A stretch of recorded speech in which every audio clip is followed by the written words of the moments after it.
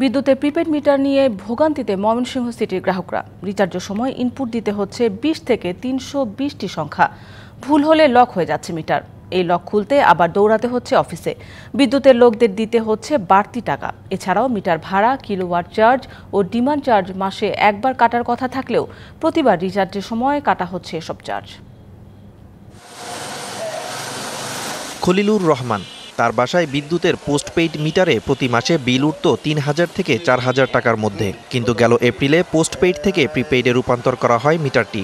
এরপর 5 দফা রিচার্জে বিল পরিশোধ করেছেন 12,000 টাকা। এর মধ্যে একদিনেই কাটা হয়েছে 2000 টাকা। প্রিপেইড মিটারের ভাড়া, কিলোওয়াট চার্জ ও ডিমান্ড চার্জ মাসে একবার নেয়ার কথা থাকলেও প্রতিবার রিচার্জেই কাটা হচ্ছে। অভিযোগ জানিয়েও প্রতিকার পাননি খলিলুর। এই কাঠ মিটার লাগানোর পরে আমি 10,500 টাকা এপ্রিল মাসে আমি বিল দিছি। আমার দেখা যায় যে একদিনে আমার 2000 টাকা বিল কাটে নিচ্ছে।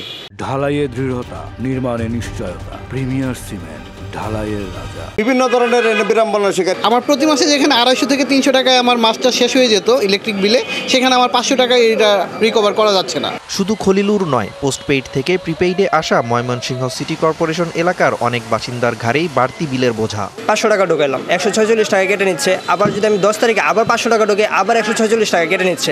উল্টাপাল্টা টিপলে আবার ঠিকমতো না ঢুকলে আবার মিটার লক হয়ে যায়, আবার অফিস থেকে লোক আনতে হয়, আবার টাকা কি করতে হয়, খুব ঝামেলায় আছে।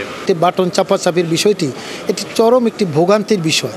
এখান থেকে এই জাতীয় বাটন চাপাচাপির বিষয়টিকে বাদ দিয়ে সহজ আধুনিক একটি স্মার্ট প্রযুক্তিতে যাতে নাগরিকরা রিসার্চ করতে পারে। অভিযোগ স্বীকার করে শিগগিরই সমস্যা সমাধানের আশ্বাস প্রকৌশলীদের। আমাদের যথাযথ কর্তৃপক্ষের মাধ্যমে এটা জানানো হবে যে ওনারা যাতে এটাকে দ্রুত স্মার্টের দিকে নেওয়া যায় কিনা এটা তারা চিন্তা করবে এবং তারা ব্যবস্থা নেবে। যখন বিদ্যুতের মূল্য বৃদ্ধি পায় তখন সেটা 150 থেকে 280, 320টা পর্যন্ত আছে। সেই বাটন চাপা আসলে প্রত্যেকের পক্ষে অত্যন্ত কঠিন। জানুয়ারি থেকে ময়মনসিংহের 1,70,000 গ্রাহকের পোস্টপেইড মিটারকে প্রিপেইডে রূপান্তরের কাজ চলছে। DVC news desk.